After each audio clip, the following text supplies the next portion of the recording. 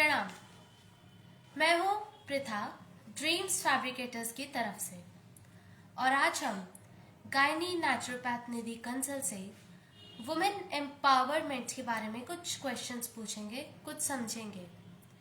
Women empowerment क्या होती है, वुमेन एम्पावरमेंट क्यों इम्पोर्टेंट है, और एम्पावर्ड वुमेन और वुमेन एम्पावरमेंट में क्या डिफरेंस है, एक एम्पावर्ड वुमेन की क्या कैरेक्टरिस्टिक्स है, ये सब हम आज गायनी नेचुरोपैथ से जानेंगे जो हमारे साथ आज जुड़ी हैं। प्रणाम है आप सभी को और thank you so much Pritha for calling me on this platform. हाँ, मैं एक गायनी नेचुरोपैथ के तौर पर काम कर रही हूँ। पिछले 10 सालों से ज़्यादा मुझे हो गया है इस फील्ड में एक्ट करते हुए, वर्क करते हुए। तुमने बहुत ही अच्छा क्वेश्चन रेज किया है कि विमेन एम्पावरमेंट और एम्पावर्ड वुमेन में क्या डिफरेंस है, क्योंकि विमेन एम्पावरमेंट एक ऐसा सब्जेक्ट है जिसे यूनाइटेड नेशंस से लेकर सभी कंट्रीज की गवर्नमेंट ने टेकअप किया है, ऑलरेडी इस पे काम चल रहा है। लेकिन एम्पावर्ड वुमेन क्या है, इसके बारे में आज भी हम डिबेट कर रहे हैं या हम कंफ्यूज्ड हैं। हम गूगल से पूछते हैं या चैट जीपीटी से पूछते हैं या अपने आसपास अगर विमेन डिस्कशन करती हैं तो they don't find a concrete answer to this question कि what exactly is an empowered woman। तो इसी पर हम लोग आज डिस्कशन अपना रखते हैं। विमेन एम्पावरमेंट का ओवरऑल जो कॉन्सेप्ट है वो महिलाओं की स्थिति समाज में ओवरऑल सुधरे, उनकी हेल्थ की कंडीशंस, उनकी फाइनेंसेस की, उनकी सोशल कंडीशंस बेटर हो, इसलिए इस मुहिम को शुरू किया गया था। लेकिन एम्पावर्ड वुमेन एग्जैक्टली है क्या, व्हाट वुमेन वांट, ये आज भी मुझे ऐसा लगता है कि वुमेन खुद भी डिफाइन नहीं कर पाई हैं। क्योंकि जब हम कॉलेज में पढ़ा करते थे, I have been studying into premier colleges, और मेरा जो बैकग्राउंड रहा उसमें अच्छे एफ्लुएंट फैमिलीज के बच्चे भी रहे और अच्छी एजुकेटेड बैकग्राउंड्स की लड़कियां भी हैं। तो उन सब से जब डिस्कशन होता था तो सबकी एक ही इंटेंशन रहती थी कि एक अच्छी जॉब लग जाए और एक अच्छा पति मिल जाए। अब अच्छा पति, इसकी डेफिनेशन क्या है, तो वो गुड लुकिंग भी हो और लविंग सपोर्टिंग भी हो और उसके फैमिली भी हमें सपोर्ट कर रही हो। This was the only desire of every woman of during her 20s, जब हम लोग कॉलेज में हुआ करते थे। धीरे धीरे जब एज थोड़ी सी बढ़ी, आगे समझा, प्रोफेशनल्स के बीच में जाना, समझा कंपनी में लोगों की क्या विश है, तब मुझे समझ आया कि एम्पावर्ड वुमेन एक महिला ये सोचती है कि मैं एम्पावर्ड तब होंगी जब मैं वर्क लाइफ बैलेंस बना पाऊंगी। क्योंकि घर की रिस्पॉन्सिबिलिटीज और ऑफिस में मैं इतना जगल कर रही हूँ कि मेरे पास अपने लिए मी टाइम नहीं है। तो एम्पावर्ड वुमेन यानी कि जो एजुकेटेड भी हो, जो डेफिनेटली उसके पास एक अच्छा करियर हो जिससे वो अच्छा मनी अपने लिए बना पाए, फाइनेंशियली थोड़ा सा स्टेबल हो, और उसके बाद यहाँ से जो उसके बाद का जो लाइन है वो डिफाइंड नहीं है। इसीलिए मैं इस सिस्टम से जुड़ी हूँ जिसको आज हम 5 सीड नेचुरोपैथी या हेक्सा सीड एशोथेरेपी के नाम से जानते हैं। क्योंकि जो फीमेल की एक्चुअली हेल्थ की कंडीशन है, that is absolutely at a very poor level. जो मैंने देखा, यंग एज में हमें कहा जाता था कि अच्छी हाइजीन आपको मेंटेन करना है, या अच्छी डाइट आपको लेनी है, या थोड़ा सा आप एक्सरसाइज करें, एक अच्छा हेल्दी लाइफस्टाइल आपको रखना है, तो you will be able to maintain your health. लेकिन व्हाट आई रियली फेल्ट, जो मैंने रियल सिचुएशन देखी, वो ये कि almost every women is sick. This was something which made me really embarrassed इसलिए कि सारी पढ़ाई करने के बाद, अपना सो कॉल्ड एक स्टेबल करियर बनाने के बाद, जब मैंने आसपास प्रोफेशनल्स से बात की या अपने आसपास हाउस वुमेन से बात की या यंगस्टर्स से बात की, तो मुझे एक ही बात समझ आई कि women have started living with this fact कि जो फिजिकल प्रॉब्लम्स हैं हमारे साथ, जो हमारी डिस्टर्बेंसेस हैं हेल्थ की हमारे साथ, गाइनी डिस्टर्बेंसेस स्पेशली, उनके साथ तो हमें रहना सीखना होगा। we'll have to learn to manage those, rather than उन सफरिंग से हम बाहर आए, हमें उनको मैनेज करना सीखना होगा। और लगातार कोई पर्सन अगर पेन में है, लगातार कॉन्टिन्यूअस एक रीजन बना हुआ है उसके पेन का, तो नेचुरली है कि वो चिड़चिड़ा हो जाएगा। This is what is happening with women, कि उनको एंगर इश्यूज हैं या उनको टेम्परामेंट डिस्टर्बेंसेस हैं, मेंटल हेल्थ इश्यूज आने लगते हैं, उनका स्लीप डिसऑर्डर्स आने लगता है। 35 के बाद उसको मीनोपॉज से जोड़कर देखा जाने लगता है। तरह तरह की बातें होती हैं, अच्छा इनके तो ससुराल वाले हेल्प आउट नहीं कर रहे हैं, अच्छा इसको तो सोसाइटी ने डिस्टर्ब किया है, या उसका एम्प्लॉयर सपोर्टिव नहीं है, या उसका हस्बैंड सपोर्टिव नहीं है, या उसके बच्चे खराब हैं।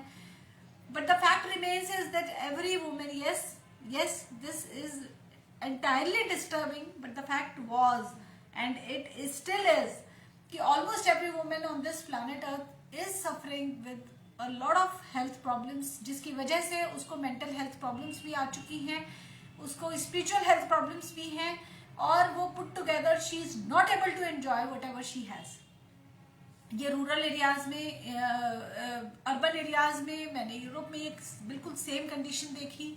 हाल फिलहाल में हमने कोरिया के जो उनके लीडर हैं वो उनको ये अर्ज करते हुए सुना कि आप बच्चे पैदा करें, हमारा रिप्रोडक्शन रिलेटेड प्रॉब्लम आ रहा है, हमारी पॉपुलेशन नीचे जा रही है। चाइना में ये प्रॉब्लम आ रहा है, यूएस में ये प्रॉब्लम आ रहा है।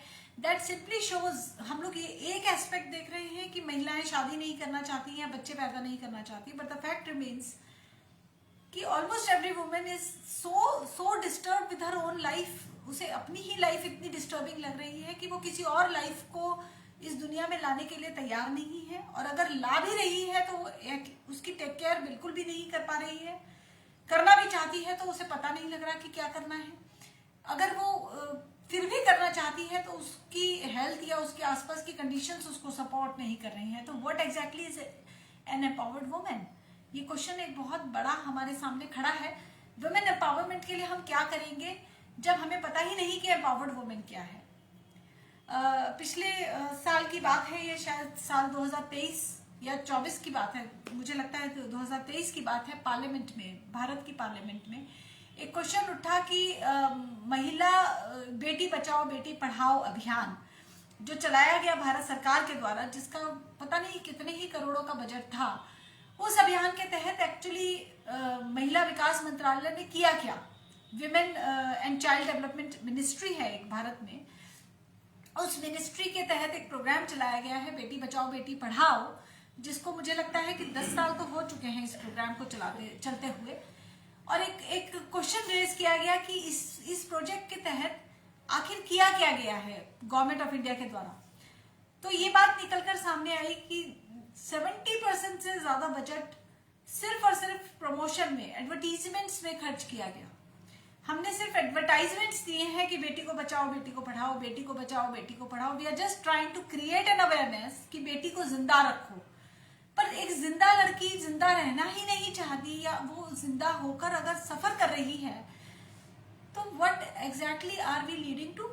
हम किस तरह की एक सोसाइटी की ओर आगे बढ़ रहे हैं, हम किस तरह की फ्यूचर टेक्नोलॉजीज की बात कर रहे हैं, हम किस तरह के ग्रोथ एंड डेवलपमेंट की बात कर रहे हैं। मैं इंजीनियरिंग सेक्टर से आती हूँ। ट्रेडिशनली मैं इसलिए कह रही हूँ क्योंकि मेरी family is a family of engineers, और हमारे यहाँ एक कॉन्सेप्ट ही था कि बच्चा इंजीनियर तो बाय डिफॉल्ट बनेगा ही।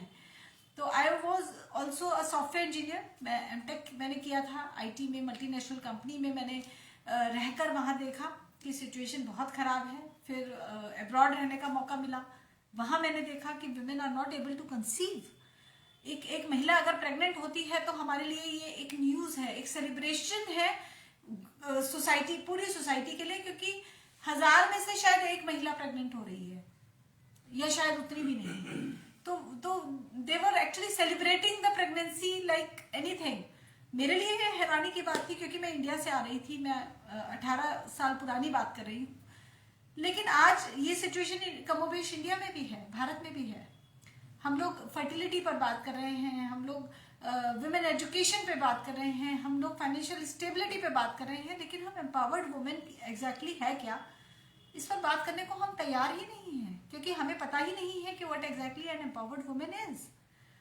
तो मैंने फिर अपनी फील्ड को चेंज किया एक सिस्टम के बारे में जब मुझे समझ आया, जब अपनी हेल्थ प्रॉब्लम्स को मैंने टेकअप करने के लिए उस सिस्टम को फॉलो किया, उसकी स्ट्रेंथ को समझा, जाना, उसके रिजल्ट्स को देखा और सोसाइटी की पोजीशन को देखा, तब मुझे लगा कि yes I have to be into this field only. और मैंने अपने आप को as a gynae naturopath under the leadership of professor Ashwini ji Agarwal, ये प्रोग्राम चल रहे हैं, मैंने इसको सीखा, समझा और आज मैं एशिया में अकेली हूँ जो इस एरिया में काम कर रही हूँ। एम्पावर्ड वुमेन अगर मुझसे पूछा जाता है तो मैं सबसे पहले कहूंगी कि वो महिला एम्पावर्ड है जो ना तो बीमार है, जिसे ना ही बीमारी के आने का डर है। या तो महिलाएं बीमार हैं, फैक्ट यही है, वो 20 साल की हैं तो भी वो सिक हैं, उनको हीमोग्लोबिन रिलेटेड प्रॉब्लम है, उनको एनर्जी रिलेटेड प्रॉब्लम है, उनको फटीग है, वो लगातार थकी रहती हैं, उनको कॉन्फिडेंस रिलेटेड इश्यूज हैं। Yes, this is a health problem, ये मेंटल हेल्थ प्रॉब्लम है कि वो लगातार लैक ऑफ कॉन्फिडेंस उनमें बना रहता है कि पता नहीं हम कर पाएंगे कि नहीं, पता नहीं कल को क्या होगा। They are insecure about their future, they are living with apprehensions कि कल को हमारा क्या होगा, शादी हुई तो क्या होगा, नहीं हुई तो क्या होगा, जॉब लगी तो क्या होगा, नहीं लगी तो क्या होगा, मैं क्या करूं, पढ़ूं कि नहीं पढ़ूं, पढ़ी तो क्या होगा, नहीं पढ़ी तो क्या होगा। They are only living in uncertainties. जो 30s की महिलाएं हैं, they are again living with diseases. जो कंसीव कर पा रही है वो भी बीमार है, जो कंसीव नहीं कर पा रही है वो भी बीमार है। This is a practical situation. मैं हर पर्सन से ये बात कहती हूँ कि आपको नहीं विश्वास हो रहा है मेरे आसपास मेरी बात पे, ठीक है, आप अपनी जानकारी की 10 महिलाओं की एक लिस्ट बनाइए, आपके घर की, आपकी पड़ोस की, आपके ऑफिस की, और आप देखिए कि उनमें से कितनी हैं जो आपको लगता है कि डिजीज फ्री हैं। मैं फिजिकल डिजीजेस की बात कर रही हूँ, सिर्फ मेंटल हेल्थ की तो मैं बात ही नहीं कर रही हूँ, क्योंकि मेंटल हेल्थ के बारे में तो शायद हमें पता ही नहीं है। आप एक का भी नाम नहीं लिख पाएंगे कि हाँ मेरी जानकारी में एक महिला है जो डिजीज फ्री है, आप शायद एक का भी नाम ना लिख पाए। इस तरह के समाज में हम रह रहे हैं, तो किस तरह की डेवलपमेंट की हम बात कर रहे हैं? यहाँ ग्रोथ कहाँ है, यहाँ एडवांसमेंट कहाँ है, सिविलाइजेशन कहाँ है, हम आगे कहाँ बढ़े हैं? हम तो पीछे की ओर जा रहे हैं, डे बाय डे हम पीछे जा रहे हैं, हम आगे नहीं बढ़ रहे हैं। जब इस सिचुएशन को मैंने समझा और एम्पावर्ड वुमेन को एक्चुअली मैंने अश्विनी जी की गाइडेंस में ही नेचुरली मैंने ये सारा सीखा है, तो मेरी जितनी भी थिंकिंग है उस पर बहुत ज़्यादा इफेक्ट उनकी इस सोच का है। एम्पावर्ड वुमेन एक डिजीज फ्री वुमेन है, लेकिन डिजीज फ्री वुमेन का मतलब क्या है? डिजीज फ्री वुमेन का मतलब है कि उसके पास जो भी कुछ है, what ever organs she has, हमारे पास 5 फंक्शनल ऑर्गन्स होते हैं, हमारे हाथ पैर, हम बोल रहे हैं तो टंग, 5 फंक्शनल ऑर्गन्स हमारे पास हैं और 5 सेंस ऑर्गन्स हमारे पास होते हैं, जिनके बारे में हमें फर्स्ट सेकंड थर्ड में पढ़ाया जाता है, सेंस ऑर्गन्स। और फीमेल के पास एक एक्स्ट्रा ऑर्गन होता है, 6th सेंस जिसे कहा जाता है, 6th सेंस ऑर्गन भी उसके पास है। तो female has got 6 senses and 6 only functional organs, तो उसके पास पुट टुगेदर 12 ऑर्गन्स हैं। जिस महिला के ये 12 ऑर्गन्स डिजीज फ्री हैं, वो है मेरी नजर में एम्पावर्ड वुमेन। उसके रिजल्ट्स क्या है? अगर वो महिला डिजीज फ्री है, उसके 12 ऑर्गन्स डिजीज फ्री हैं, तो इसका इम्पैक्ट उसकी लाइफ पे क्या है? सबसे पहला इम्पैक्ट उसकी लाइफ पे ये है कि she is able to fulfil her all needs. जरूरी नहीं है कि वो पैसे कमा रही हो, ये बिल्कुल भी जरूरी नहीं है, पर उसे ये पता है कि कल को अगर मेरी जरूरत पड़ती है तो I am able to fulfil my needs. मैं कल को अगर जरूरत पड़ती है तो कमा सकती हूँ। कल अगर मुझे 100 रुपए की जरूरत है तो I will be able to earn 100 रुपए टुमारो ओनली। तो उसे आज एप्रीहेंशन में जीने की जरूरत नहीं है कि कल को मेरा क्या होगा, बुढ़ापे में कौन मेरा ध्यान रखेगा, मेरे पास कितना बैंक बैलेंस है, या आज मैं कितना पैसा कमा रही हूँ। She does not have to all the time worry about her finances, क्योंकि उसे पता है कि जब जरूरत है मैं कमा सकती हूँ। देन अगर वो डिजीज फ्री है, यानी कि उसके 12 ऑर्गन्स डिजीज फ्री हैं, तो she is able to identify सामने वाले की इंटेंशन क्या है। ये बहुत इंपॉर्टेंट है हर महिला के लिए। There is a lot of crime against women, there is a lot of crime against women. ये हम महाभारत के टाइम से देख रहे हैं, या शायद उससे पहले से ही है, और ये आज भी है कि अगर हम किसी को ह्यूमिलेट करना चाहते हैं तो हम उसकी घर की महिला को ह्यूमिलेट कर देते हैं, और वो हमें आसान लगता है, और ये आसान होता भी है समहाउ। लेकिन एक्चुअली ये आसान इसलिए है कि महिलाओं की सेंस ऑर्गन्स पुअर हैं, तो वो पहचान ही नहीं पाती कि सामने वाला उनका हार्म कर सकता है। अभी पीछे एक मी टू करके एक मुहिम चलाई थी जिसमें बहुत सी महिलाओं ने आगे बढ़कर ये बात कही थी कि हमारे साथ हमारे जानने वालों ने ही कुछ गलत व्यवहार किया है, मिसबिहेव किया गया। जब हम यंग थे हम किसी को कह नहीं पाए, हम इसको रिटालेट नहीं कर पाए, रिवोल्ट नहीं कर पाए, हम इसको रिपोर्ट नहीं कर पाए, लेकिन हाँ हमारे साथ भी हुआ है। और बहुत महिलाओं ने ये कहा, बहुत महिलाओं ने ये कहा। मैं ये बात मानती हूँ, यस ये हमारी सोसाइटी का एक कड़वा सच है। Yes this is actually happening with our young girls, with aged girls, with old women. ये सभी एज की महिलाओं के साथ क्राइम हो रहा है। It's not just sexual assault, all kind of crime is happening. Yes, criminal mentality against women is yes a very very disturbing situation in our society.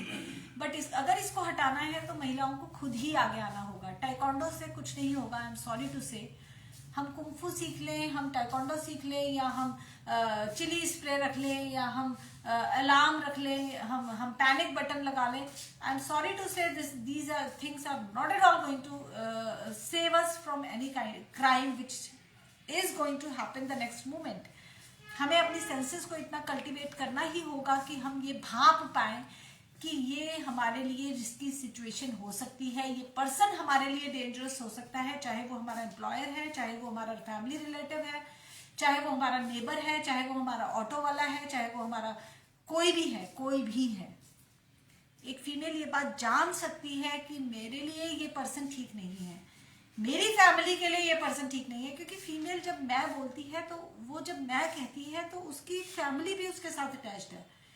अगर वो बीमार नहीं है और उसका बच्चा बीमार है तो भी वो बीमार है एक्चुअली। इसीलिए मैंने कहा कि मैं मेंटल हेल्थ के बारे में बात नहीं कर रही हूँ, क्योंकि फीमेल की मेंटल हेल्थ पे इतनी चीजों का इम्पैक्ट है, इतनी चीजों का प्रेशर है कि हम शायद कभी उसको बर्डन को शेयर नहीं कर सकते हैं। हम उसको इतना स्ट्रेंथन कर सकते हैं कि वो इस बर्डन को बर्डन ना माने।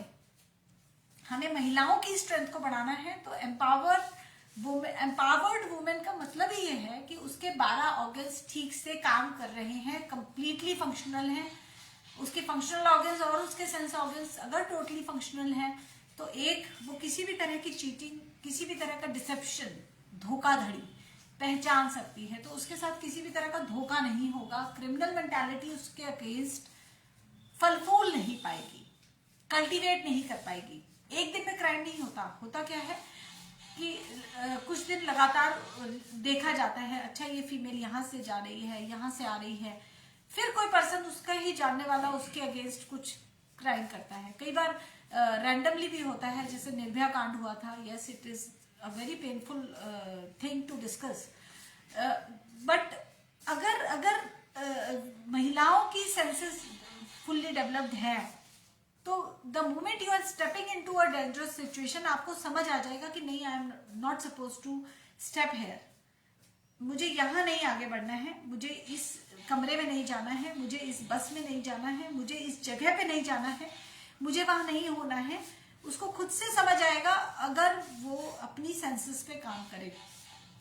प्रकृति ने हमें ये दिया है, लेकिन हम ये बात जानते नहीं, समझते नहीं, तो उसे मेंटेन नहीं कर पाते।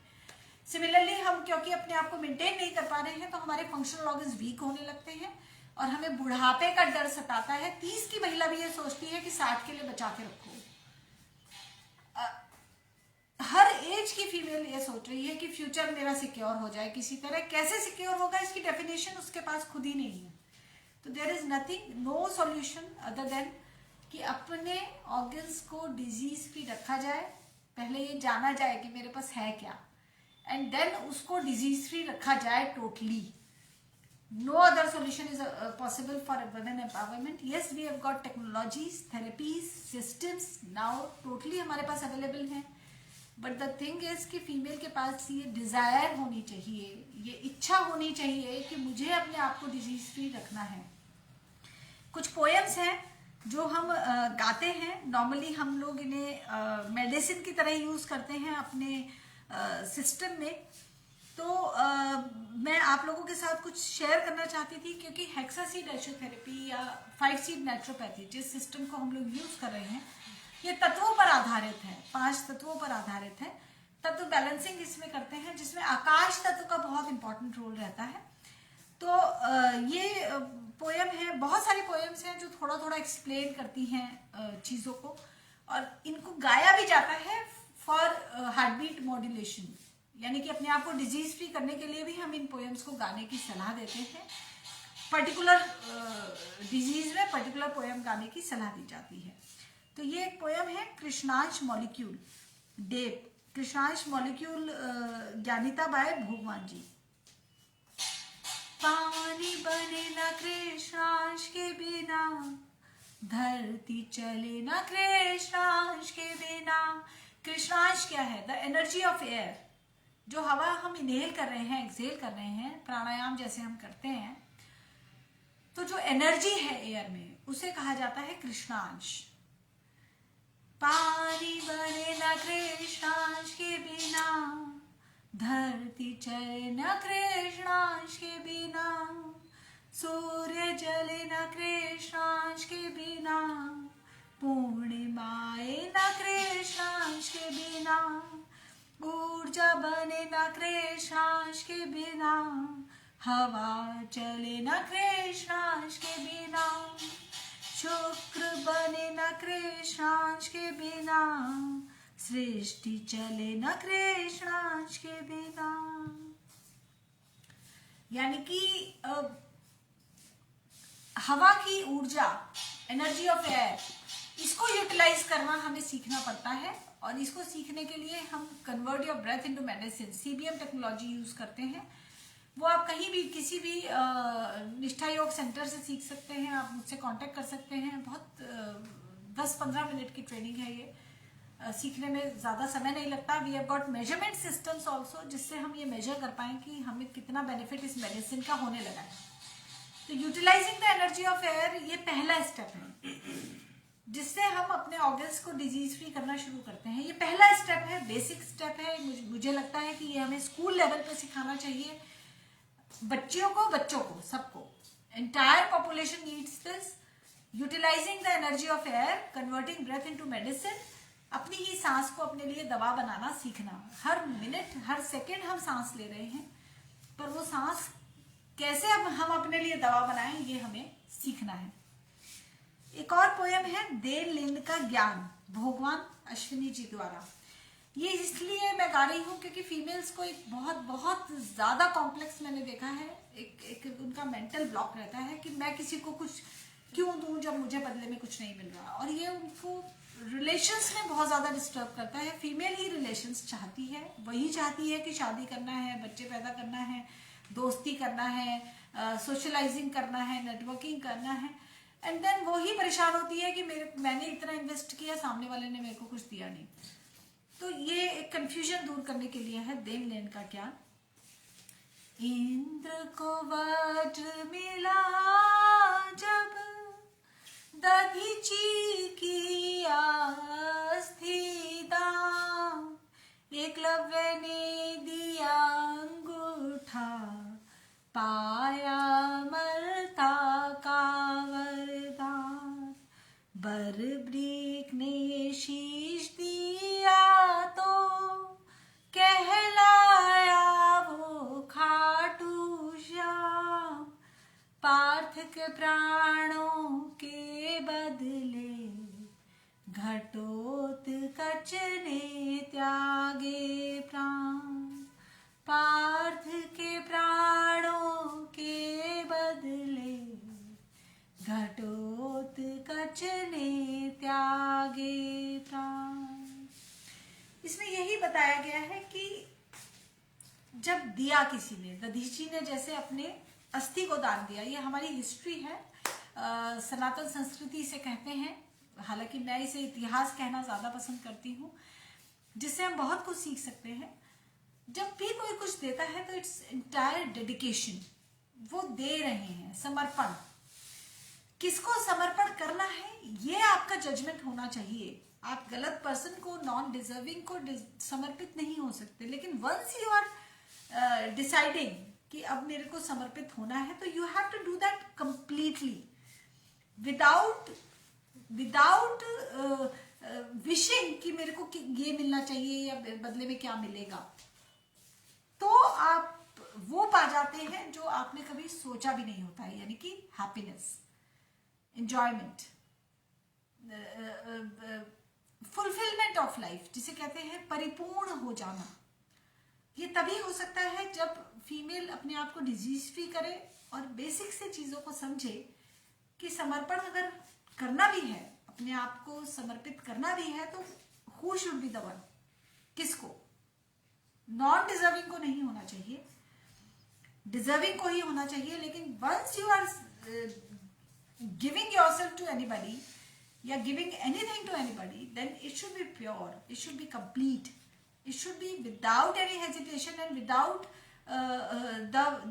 the calculation कि मैं क्या दे रहा हूं, मेरे को क्या मिलेगा। बलबीर ने अपना सिर उतार के शीश दिया दान, तो वो ये नहीं सोच रहे थे कि मुझे बदले में क्या मिलेगा। दधीची ने अगर अपनी अस्थियां दी तो वो ये नहीं सोच रहे थे कि मुझे इससे क्या मिल रहा है। दे वर डूइंग इट या तो भगवान के लिए या सोसाइटी के लिए। दे वर डूइंग इट ये समझते हुए कि ये सोशल कॉज है, यानी कि it's beneficial for the society, तो दैट इज एब्सोल्युटली इंपॉर्टेंट। अगर फीमेल चाहती है कि उसे सोसाइटी से डिस्टर्बेंस ना मिले, तो उसे ये बात समझनी ही पड़ेगी कि वो सोसाइटी में डिस्टर्बेंस ना दे। ये है देन लेन का ज्ञान। आप दे रहे हैं तो आपको मिलेगा। तो सोसाइटी में आपकी वजह से डिस्टर्बेंस, पॉल्यूशन नहीं होना चाहिए। जीरो एमिशन टेक्नोलॉजी इसको कहा जाता है। उस पर हमें एफर्ट करना होगा कि you have to learn, female specially has to learn, क्योंकि उसे सोसाइटी से कूड़ा नहीं चाहिए। अगर वो पति चाह रही है तो नेचुरली वो नहीं चाह रही है कि एक diseased person as a husband उसे मिले। अगर वो एम्प्लॉयर चाह रही है तो उसे नहीं चाहिए कि एक टॉक्सिक बॉस उसे मिल जाए। अगर वो सोसाइटी में इवन ऑटो में भी बैठती है तो उसे ये डेफिनेटली उसकी एक इच्छा रहती है कि जो ऑटो वाला है वो बेसिक ईमानदार होना चाहिए, एक बेसिक सी डिसेंसी उसमें होनी चाहिए। You are expecting the basic decency from the society, then you have to give back the basic decency to the society. This is देन लेन का ज्ञान। ये फीमेल को बहुत जरूरी है सीखना अगर वो अपने अगेंस्ट क्राइम को चेकआउट करना चाहती है। एक और ये पोयम है, ये मुझे बहुत ही ज्यादा पसंद है। कृष्णांश कौन? शंकर के डमरू से आई आवाज, जय कृष्णा जय जय कृष्णा। शंकर के डमरू से आई आवाज, जय जय कृष्णा जय जय कृष्णा। विष्णु का शंख करे शंखनाद, जय कृष्णा जय जय कृष्णा। श्याम की बंसी बजाए यही नाम, जय कृष्णा जय जय कृष्णा। रामचंद्र कह रहे सिया से, जय कृष्णा जय जय कृष्णा। गणेश कपीश गा रहे सुबह शाम, जय कृष्णा जय जय कृष्णा। जय कृष्णा जय जय कृष्णा। कौन है Krishnansh? The energy of air, यानी कि जो भगवान जिनको हम पूजते हैं वो भी इसी एनर्जी को यूटिलाइज कर रहे हैं। इसी एनर्जी को यूटिलाइज करके वो अपने भगवान होने के कर्तव्य को पूरा कर पा रहे हैं। बहुत ही प्यारी पोयम मुझे लगती है। एक और पोयम जो हमारी मेडिसिनल पर्पस के लिए हम यूज करते हैं, उसके साथ मैं आज का अपना ये जो भी आप इसे टॉक कहें या पॉडकास्ट कहें, इसको कंक्लूड करूंगी। कृष्णांश बसे मेरे दिल में, कृष्ण बसे मेरी नाभि में, राम बसे मेरे रोम रोम, कृष्णेंद्र बसे सब जोड़ जोड़। निष्ठा लगाए फिर दौड़ दौड़, शरीर रहा बीमारी छोड़ छोड़। हर भार्या बनने लगी सुघड़ गृहिणी, हर कन्या बनने लगी अमणी। पृथ्वी बन गई अब भामड़ी, हर कन्या बनने लगी अमणी। भार्या बनने लगी सुघड़ गृहिणी, भार्या बनने लगी सुघड़ गृहिणी। खुलने लगे मेरे मन के द्वार, मुक्तेश्वर भगवान का दिखे दरबार। मुक्ति पाने के होने लगे आसार, मुक्ति पाने के होने लगे आसार। अहम शवम अहम शिवम, अहम शवम शिवम, अहम शवम अहम शिवम, अहम शवम शिवम, अहम शवम अहम शिवम, अहम शवम शिवम। जय जय भगवान। थैंक यू निधि जी, हमें इतनी नॉलेज देने के लिए, हमें बताने के लिए कि एक एम्पावर्ड वुमेन क्या होती है और वुमेन एम्पावरमेंट की एक्चुअल इम्पोर्टेंस क्यों है और क्या है। वुमेन एम्पावरमेंट एक बहुत ज़्यादा इम्पॉर्टेंट टॉपिक है, स्पेशली टीनेज कम्युनिटी के लिए। और आज की जनरेशन में हर कोई वुमेन एम्पावरमेंट के ऊपर बात तो कर रहा है, लेकिन किसी को पता नहीं कि आखिर वुमेन एम्पावरमेंट अचीव कैसे किया जा सके, हमें इसकी एक्चुअल नीड क्यों है। तो आपने हमें बहुत कुछ बताया, उसके लिए बहुत बहुत थैंक यू। और अब हम आज का टॉक शो यहाँ खत्म करते हैं। अश्विनी सुगंध काकड़। दिन भर तो था सूरज का डेरा, चांदनी लाएगी अब अंधेरा। पूर्णिमा को तो था सबने घेरा, अमावस में देखा कृष्ण मेरा। कृष्ण जागा हुआ तब सवेरा, अश्वनी सुगंध को जिसने बिखेरा। जय कृष्णाश।